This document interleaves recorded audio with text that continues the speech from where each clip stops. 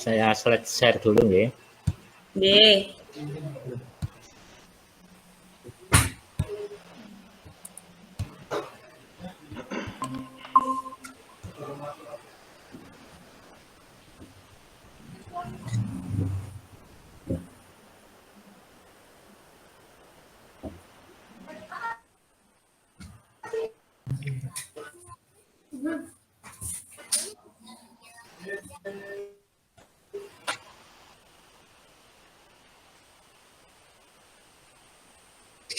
Gimana Bapak Ibu? Ibu Bapak?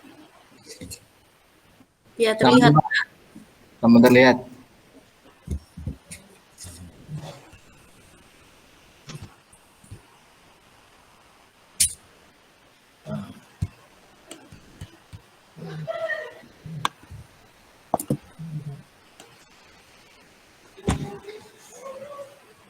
Ini Sudah apa? bisa dimulai? Monggo. Oh, nggih. Nggih. Assalamualaikum warahmatullahi wabarakatuh. Waalaikumsalam. Waalaikumsalam warahmatullahi wabarakatuh. Bapak Ibu yang kami hormati, ini kami akan mempresentasikan tentang pendampingan, evaluasi, dan pengembangan profesional di satuan pendidikan.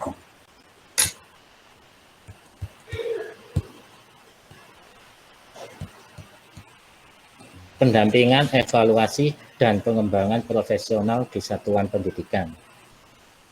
Pendampingan, evaluasi, dan pengembangan profesional dilakukan secara internal oleh satuan pendidikan untuk memastikan pembelajaran berjalan sesuai rencana untuk mencapai tujuan yang ditetapkan. Proses ini dikelola oleh para pemimpin satuan pendidikan dan atau guru yang dianggap sudah mampu untuk melakukan peran ini. Evaluasi pendampingan dan pengembangan profesional dilakukan secara bertahap dan mandiri agar terjadi peningkatan kualitas secara berkelanjutan di satuan pendidikan sesuai dengan kemampuan satuan pendidikan. Jadi di sini ya, untuk proses pendampingan, tujuan akhir ini nanti agar terjadi peningkatan kualitas secara berkelanjutan. Ini nanti yang perlu kita garis bawahi ya. Jadi tujuan dari pendampingan, evaluasi, dan pengembangan. Intinya nanti yang kita harapkan adalah adanya peningkatan kualitas secara berkelanjutan. Jadi diharapkan nanti ada perbaikan secara terus-menerus. Kemudian di slide berikutnya, pendampingan dan pengembangan profesional ditekankan pada prinsip reflektif dan pengembangan diri bagi guru, serta menggunakan alat penilaian yang jelas dan terukur. Proses pendampingan dirancang sesuai kebutuhan dan dilakukan oleh pemimpin satuan pendidikan berdasarkan hasil pengamatan atau evaluasi. Beberapa contoh pendampingan dan pengembangan profesional yang dilakukan ada sistem coaching, yaitu proses pendampingan untuk mencapai tujuan dengan menggali pemikiran-pemikiran seseorang terhadap suatu masalah. Kemudian mentoring, proses pendampingan dengan berbagi pengalaman atau pengetahuan untuk mengatasi suatu kendala. Yang ketiga, pelatihan, proses pendampingan dengan menguatkan pengetahuan dan keterampilan yang berkaitan dengan kinerja dengan narasumber internal atau eksternal menyesuaikan dengan kemampuan satuan pendidikan. Jadi ini adalah macam-macam proses pendampingan agar tujuan yang kita inginkan bisa tercapai. Nah, dari dua slide ini nanti, mari kita diskusikan. Ini di slide ketiga. Nah, dari dua materi yang ada dua slide.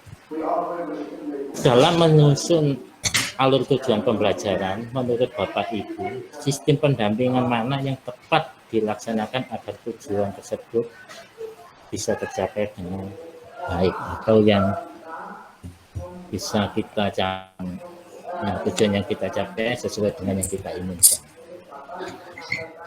Monggo Bapak Ibu mendiskusikan atau memberi masukan. Jadi ini kalau kita menyusun alur tujuan pembelajaran, ATP, biasa disingkat ATP ya. Kira-kira pendampingan yang mana yang tepat agar tujuan tersebut tercapai. Tapi kan ada 3, coaching, mentoring, dan pelatihan.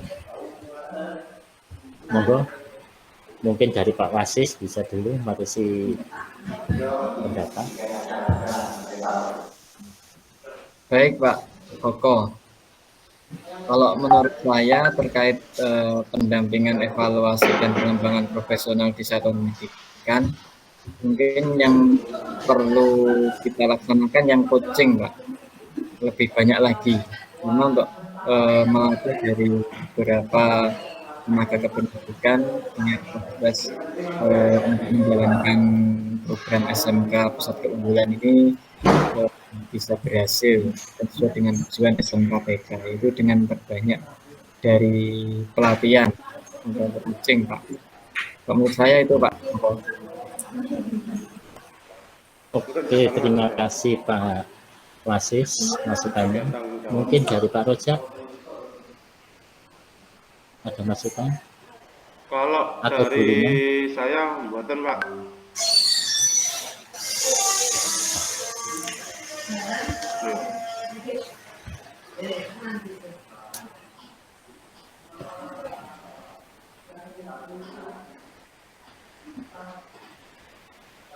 Mohon maaf Pak Rojak ini nggak bisa dengar sama sekali. Atau Bu Lina dulu aja, mungkin untuk Pak Rojak kan ada gangguan di apa? Bu Lina aja mungkin bisa ngasih masukan.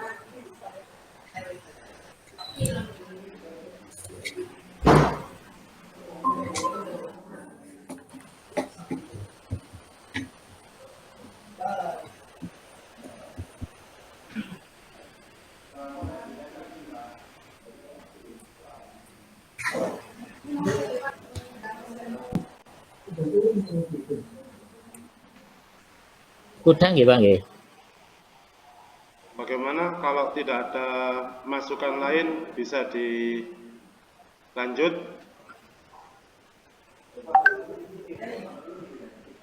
Monggo selanjutnya.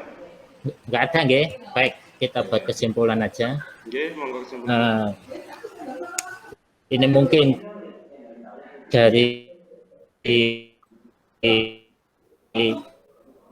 tadi masukan dari Pak Wasis ya, sistem coaching pendampingan untuk menggali pemikiran, apa tadi mentoring ya, berbagi pengalaman, mungkin untuk mencapai tujuan dalam menyusun alur pembelajaran. Itu kalau menurut saya mungkin dari ketiganya itu bisa diaplikasikan. Kita pertama menggali dengan cara coaching, menggali pemikiran, kemudian kita juga bisa berbagi pengalaman, yang dari situ nanti baru kita lakukan evaluasi, perlu enggak kita melakukan pelatihan. Itu mungkin masukan dari saya. Saya kira cukup nih Bapak Ibu. Jadi Pak, Barangkali ada yang didiskusikan. Kalau nggak ada, saya akhiri. Wassalamualaikum warahmatullahi wabarakatuh. Waalaikumsalam warahmatullahi wabarakatuh.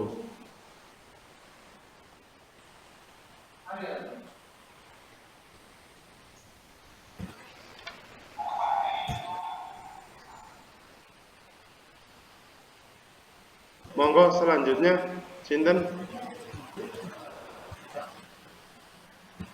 Monggo Pak Wasis Rumiyin mungkin. Monggo Pak Wasis. Bu Lina kayak lagi ada jaringan. share screen dulu. Nggih.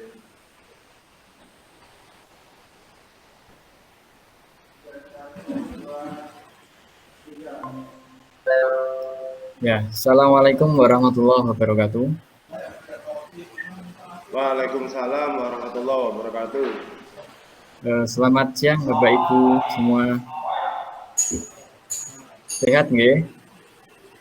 Alhamdulillah sehat. Kelihatan Pak, jelas. Ya, semoga kita semua dalam keadaan sehat semua.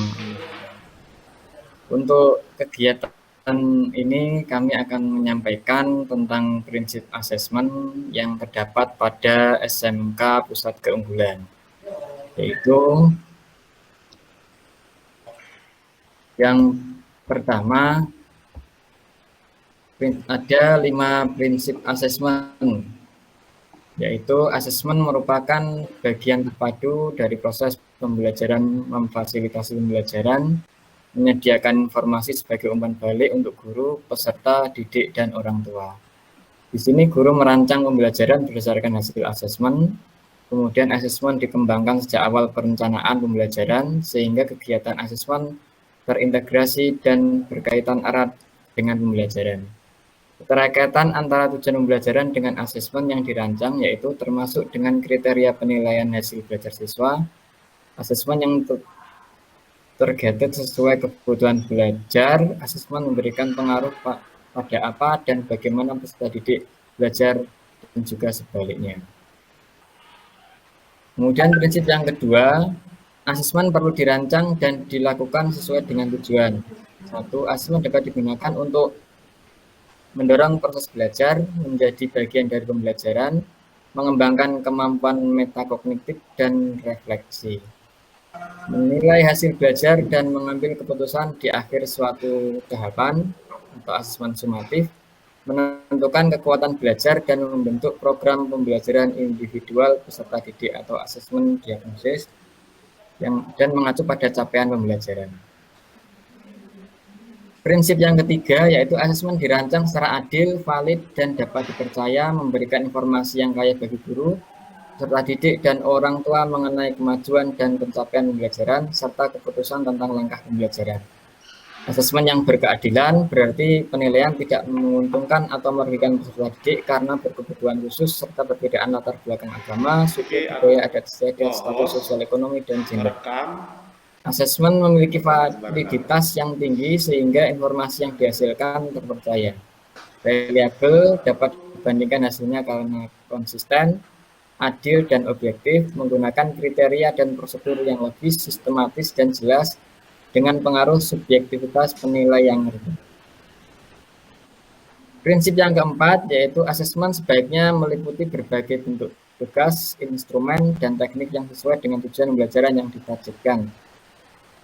Guru diberikan otonomi yang luas dalam merencanakan dan menggunakan jenis dan teknik asesmen dengan mempertimbangkan 1. Karakteristik mata pelajaran, karakteristik dan kemampuan peserta didik, capaian pembelajaran, tujuan pembelajaran, dan sumber daya pendukung yang tersedia.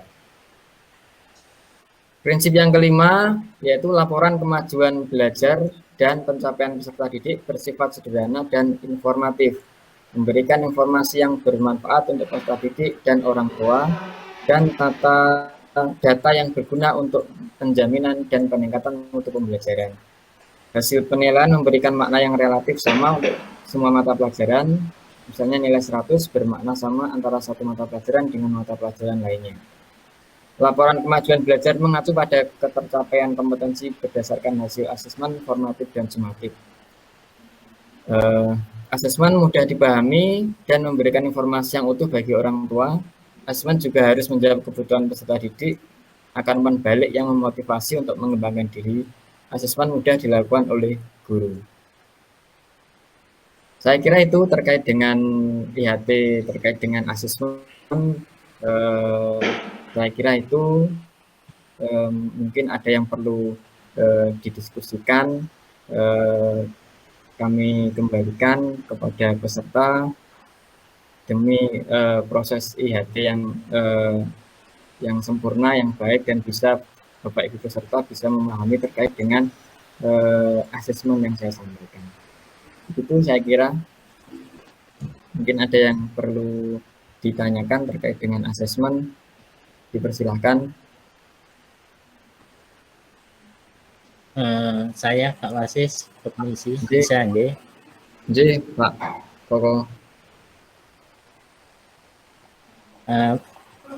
Mungkin gini ya, yang menjadi tantangan kita nanti, ketika kita melakukan asesmen, bagaimana merancang asesmen sehingga itu bisa memberikan informasi kepada kita yang bisa menjadi acuan untuk perbaikan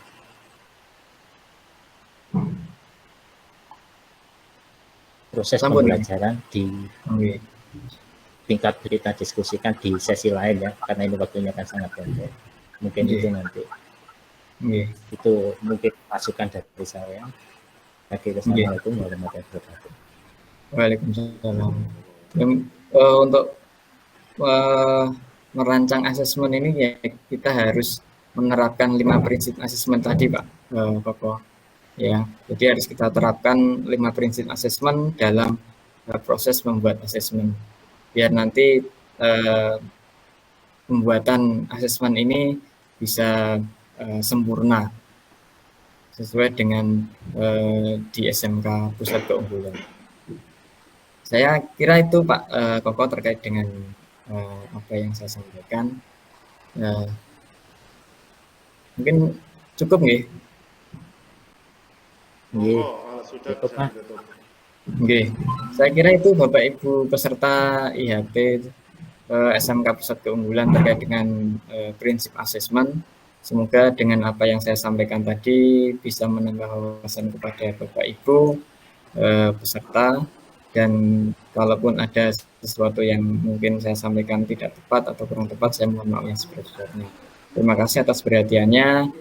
Saya akhiri. Wassalamualaikum warahmatullahi wabarakatuh. Waalaikumsalam warahmatullahi wabarakatuh. Waalaikumsalam warahmatullahi wabarakatuh. Nun sewu, Pak.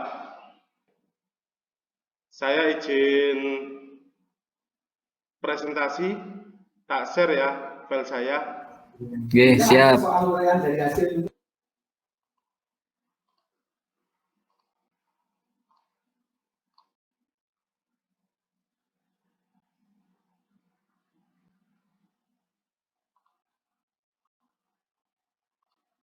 Sampun kelihatan? Nggih.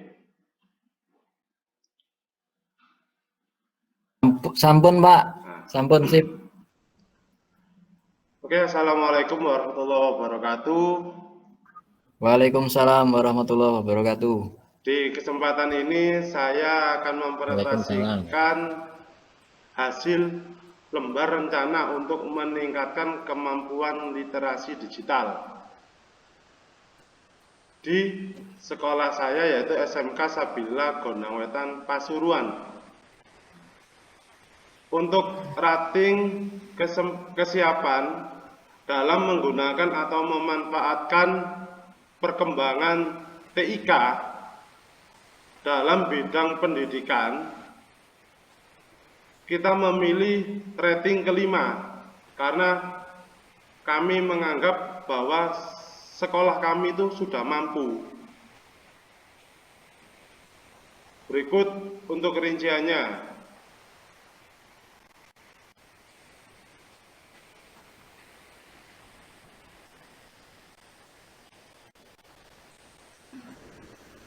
Penggunaan teknologi yang sudah saya kuasai. Yang pertama ada untuk perangkat keras, menguasai komputer dengan berbagai operating system, mulai dari XP dulu ya, zaman dulu XP sampai sekarang yang terbaru Windows 10. Untuk Windows 11 masih belum.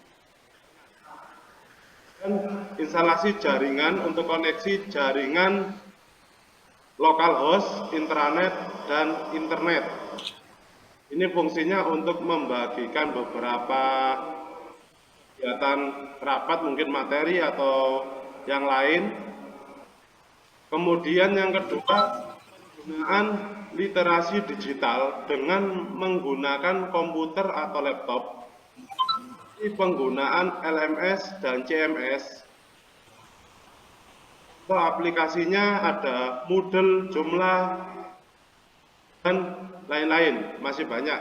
Kemudian yang ketiga yaitu penggunaan si digital dengan menggunakan handphone. Untuk aplikasinya sama seperti yang nomor 2. Kemudian keempat, penggunaan video untuk kegiatan rapat sekolah.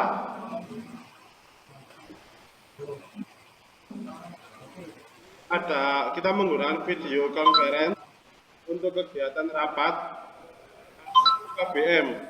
dengan siswa.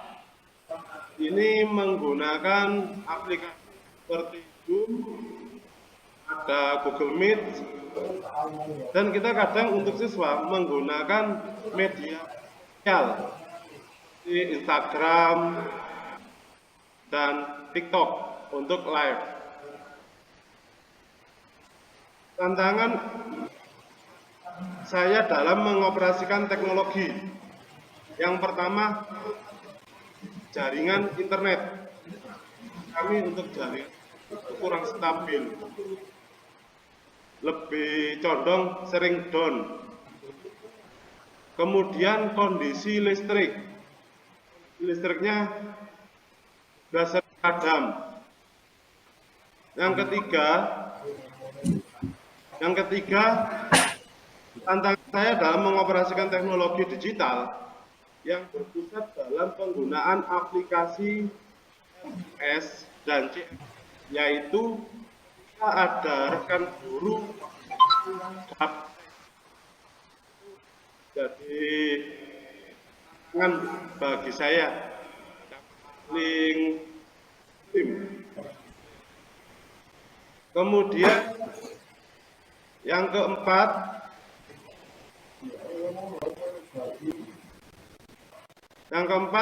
tantangan saya dalam penggunaan video conference dengan siswa yang terkendala dari akses jaringan internet dari setiap wilayah dan dari hardware seperti handphone para siswa, karena kami banyak yang bermukim di pondok.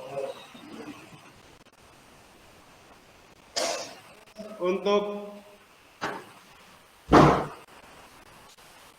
hal yang bisa saya lakukan dalam meningkatkan kemampuan literasi digital.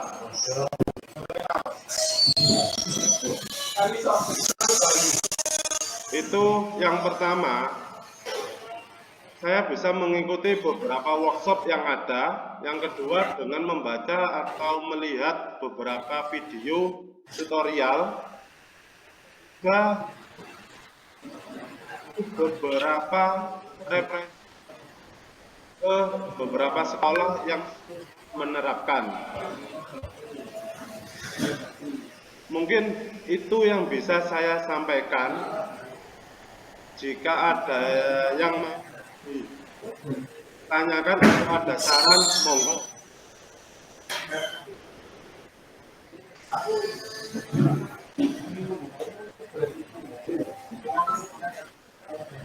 Saya Pak Rojak. Oke, monggo, Pak Koko.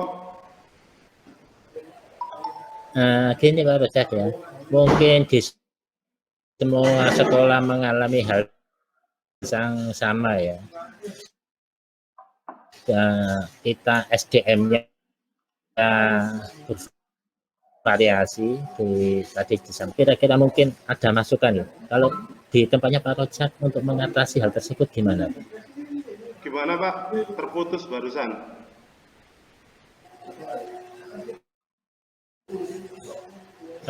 SDM di tiap sekolah itu kan bervariasi ya Pak. Ya. Ada yang gaptek, ada yang sudah menguasai. Nah, kira-kira untuk memecahkan masalah seperti itu kalau di tempatnya Pak Rojak seperti apa nggih? Barangkali nanti kita bisa berbagi. Kalau di tempat saya biasanya kita mengadakan workshop dengan sekolah sendiri atau memberikan bimbingan khusus untuk guru atau rekan-rekan tersebut.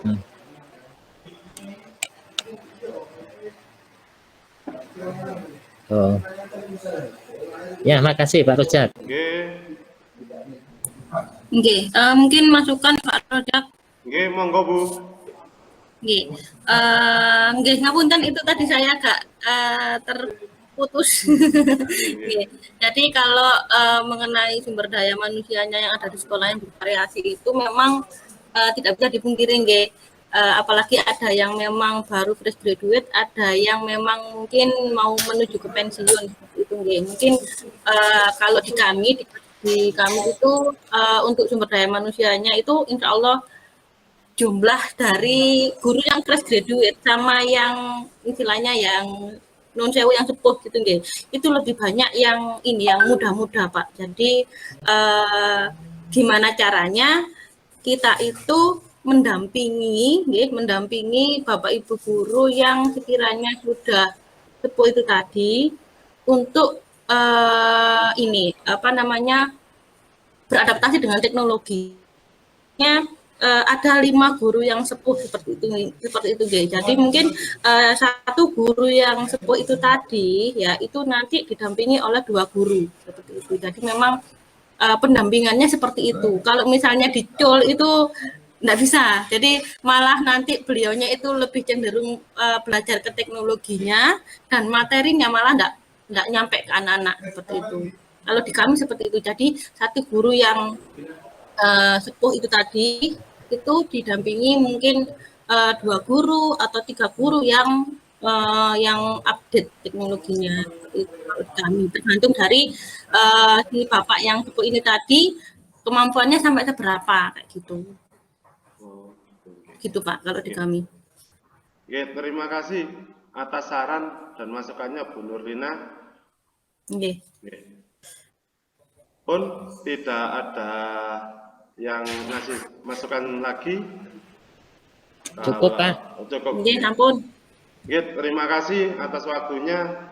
Sekian presentasi dari saya. Assalamualaikum warahmatullahi wabarakatuh.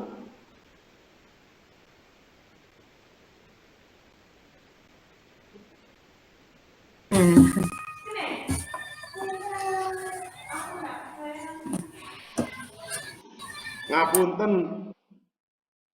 Halo. Nggih, Pak Rojak.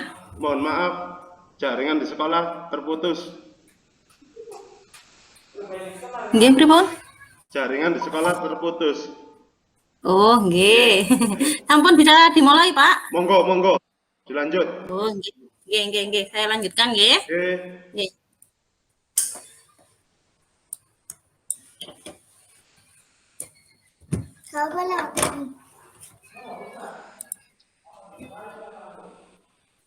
Saya share screen dulu. Oke, saya mulai. Assalamualaikum warahmatullahi wabarakatuh. Waalaikumsalam warahmatullahi wabarakatuh. Oke, Bapak-bapak, untuk kali ini saya akan mencoba menjelaskan mengenai tentang kerangka kurikulum pada pembelajaran paradigma baru di Sekolah Penggerak dan SMK Pusat Keunggulan. Oke. Memang kita sudah terbiasa memakai kurikulum K13 revisi, tapi di sini kita dituntut untuk menyesuaikan kembali ya, kita sudah menjadi sekolah pusat keunggulan.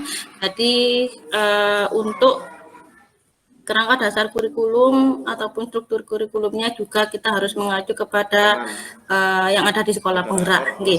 Untuk yang pertama yaitu pembaharuan pembelajaran di sekolah penggerak dan SMK Pusat Keunggulan meneruskan proses peningkatan kualitas pembelajaran yang telah diinisiasi kurikulum sebelumnya. Ya, yang pertama yaitu berbasis kompetensi, di mana pengetahuan, keterampilan, dan sikap dirangkaikan sebagai satu kesatuan proses yang berkelanjutan sehingga membangun kompetensi yang utuh dinyatakan sebagai capaian pembelajaran atau CP. Kemudian pembelajarannya lebih bersifat fleksibel, yaitu untuk CP atau capaian pembelajaran disusun dalam fase-fase 2-3 tahun per fase, sehingga peserta didik memiliki kesempatan untuk belajar sesuai dengan tingkat pencapaiannya, kebutuhan, kecepatan, dan gaya belajarnya. Kemudian untuk muatan atau konten dikurangi agar peserta didik memiliki waktu yang memadai untuk menguasai kompetensi yang ditargetkan. Kemudian untuk yang selanjutnya yaitu karakter Pancasila, ya, di mana sinergi antara kegiatan pembelajaran rutin sehari-hari di kelas dengan kegiatan non-rutin atau proyek interdisipliner yang berorientasi pada pembentukan dan penguatan karakter berdasarkan kerangka profil pelajar Pancasila. Kemudian kebijakan kurikulum berbasis konteks satuan pendidikan yang telah dimulai sejak dulu kembali dikuatkan di sekolah penggerak dan SMK pusat keunggulan. Yang pertama yaitu struktur lebih minimum, ya, yaitu pemerintah menetapkan struktur kurikulum minimum dan satuan pendidikan dapat mengembangkan program dan kegiatan tambahan sesuai dengan visi misi dan sumber daya yang tersedia. Kemudian otonomi, di mana kurikulum memberikan kemerdekaan pada satuan pendidikan dan pendidik untuk merancang proses pembelajaran yang relevan dan kontekstual. Pemerintah menyediakan buku teks dan perangkat ajar untuk membantu guru yang membutuhkan panduan dalam merancang pembelajaran. Kemudian sederhana, yaitu perubahan yang seminimal mungkin, namun beberapa aspek berubah secara signifikan dari kurikulum sebelumnya. Tujuan arah perubahan dan rancangannya jelas dan mudah dipahami sekolah dan pemangku kepentingan. Kemudian yang ketiga yaitu gotong royong, pengembangan kurikulum dan perangkat ajarnya dilakukan dengan melibatkan puluhan institusi, termasuk Kemenak, universitas, sekolah, dan lembaga pendidikan yang lainnya. Kemudian untuk penguatan literasi dan numerasi membutuhkan pembelajaran yang efektif dan menyeluruh di semua mata pelajaran, di mana literasi dan numerasi adalah kompetensi dasar yang akan diperkuat serta memperkuat kompetensi lain yang dibangun di semua mata pelajaran. Nah, untuk spektrum keahlian SMK ini ada perubahan, ada perubahan di mana kalau berdasarkan Perdirjen Dikdasmen nomor 6 tahun 2018 itu di sini ada 9 bidang keahlian, 49 program keahlian, dan 146 kompetensi keahlian. Tapi untuk usulan spektrum SMK yang 2021 SMK PK itu diringkas menjadi 10 bidang keahlian dan 50 program keahlian. Tidak ada yang namanya kompetensi keahlian. Kemudian ini untuk spektrum keahlian SMK-nya, ya, di mana nanti kalau di sekolah kita, ya, sekolah kita untuk sebentar untuk ini kalau berdasarkan spektrum kurikulum yang sebelumnya itu kita di asisten keperawatan itu masuk kompetensi pekerja kesehatan dan pekerjaan sosial, tapi di sini nanti akan masuk di layanan kesehatan, di mana di layanan kesehatan ini nanti meliputi asisten keperawatan. Kemudian untuk teknologi laboratorium medik tetap ada, dan untuk farmasi klinis dan komunitas itu masuk di teknologi farmasi seperti itu. Nih. Kemudian nah, pembelajaran di sekolah penggerak dan SMK pusat keunggulan diorganisir berdasarkan struktur yang sebagai berikut. Nah, jadi kemampuan lulusan SMK itu nanti akan disesuaikan dengan jenjang 2 KKNI. Kemudian untuk KKNI-nya itu nanti akan dijabarkan ke dalam capaian pembelajaran. Jadi ada CP1, CP2, dan seterusnya. Nah, kemudian di dalam kurikulum SMK PK ini juga memuat ada 3, ya. Yang pertama yaitu pengembangan karakter dan budaya kerja yang berbasis profil pelajar Pancasila, di mana kegiatan ini diperuntukkan untuk membentuk karakter dan budaya kerja. Kemudian yang kedua yaitu muatan umum, ya. Muatan umum yaitu muatan pelajaran dengan materi umum yang sama dengan SMA. Kemudian muatan kejuruan yaitu mata pelajaran yang mendukung pembelajaran bidang kejuruannya masing-masing. Nah, ini yang termasuk, ini adalah salah satu contoh, ya, di mana materi yang umum itu meliputi pendidikan agama, pendidikan kewarganegaraan, bahasa Indonesia,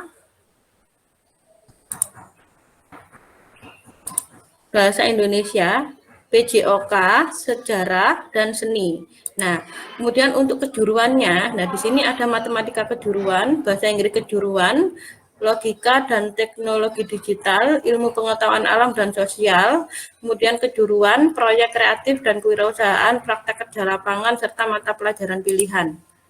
Nah, di dalam di dalam kejuruan, mata pelajaran kejuruan itu nanti ada yang kita harus memilih konsentrasi pada satu program keahlian. Nah, pemilihan konsentrasi pada salah satu program keahlian itu nanti akan didasarkan kepada 5 ini, yaitu yang pertama yaitu penentuan konsentrasi didasarkan pada kebutuhan tenaga kerja yang ada di dunia kerja serta sasaran lulusan konsentrasinya apa. Kemudian pada satu program keahlian dapat diselenggarakan satu konsentrasi atau lebih dari 2 konsentrasi.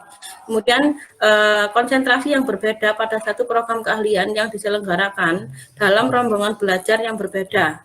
Yang keempat yaitu konsentrasi dapat dilakukan melalui penambahan jam belajar pada mata pelajaran tertentu yang sesuai dengan konsentrasi yang dipilih. Dan yang kelima yaitu konsentrasi khusus berdasarkan peminatan dunia kerja.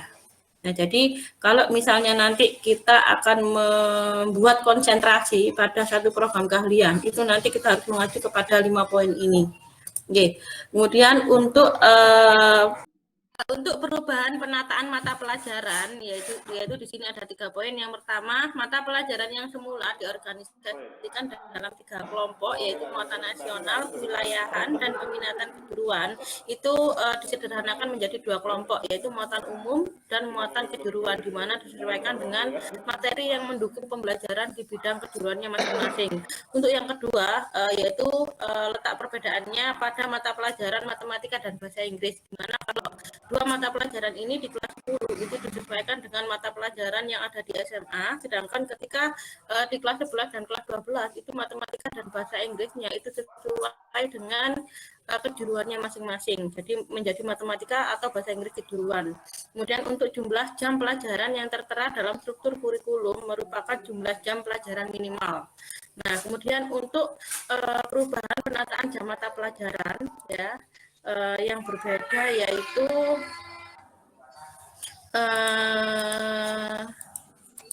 ini ya, jadi mata pelajaran yang awalnya PKK di kurikulum sebelumnya itu adalah produk kreatif dan kewirausahaan, untuk di kurikulum SMKPK ini menjadi namanya sebuah proyek kreatif dan kewirausahaan. Jadi di mana siswa itu nanti dituntut untuk membuat sebuah produk bagaimana dan sekaligus untuk pemasarannya seperti apa. Kemudian ini untuk mata pelajaran pilihan ya, mata pelajaran pilihan ini merupakan mata pelajaran yang dipilih oleh peserta didik berdasarkan passion-nya sendiri untuk pengembangan diri, baik untuk melanjutkan pendidikan, berwirausaha maupun bekerja pada bidangnya. Jadi kalau kita lihat dari komponen ini, itu mata pelajaran pilihan itu nanti peserta didik itu akan menentukan passion-nya sendiri-sendiri. Kemudian yang selanjutnya yaitu PKL. Nah, ini juga yang membedakan. Jadi kalau pada awalnya PKL itu tidak masuk di jam pelajaran, maka di kurikulum terbaru ini adalah PKL akan masuk di jam pelajaran, di mana bobotnya adalah 44 jam pelajaran dan itu dilaksanakan selama 6 bulan atau 1 semester. Mungkin itu dari saya. Ada yang perlu disampaikan Bapak Ibu terkait struktur kurikulum dari SMKPK. Monggo, Bapak. Cukup, Bu. Cukup nggih? Oke, kalau sudah cukup, sudah jelas, saya akhiri. Wassalamualaikum warahmatullahi wabarakatuh. Waalaikumsalam. Waalaikumsalam warahmatullahi wabarakatuh. Ampun nggih.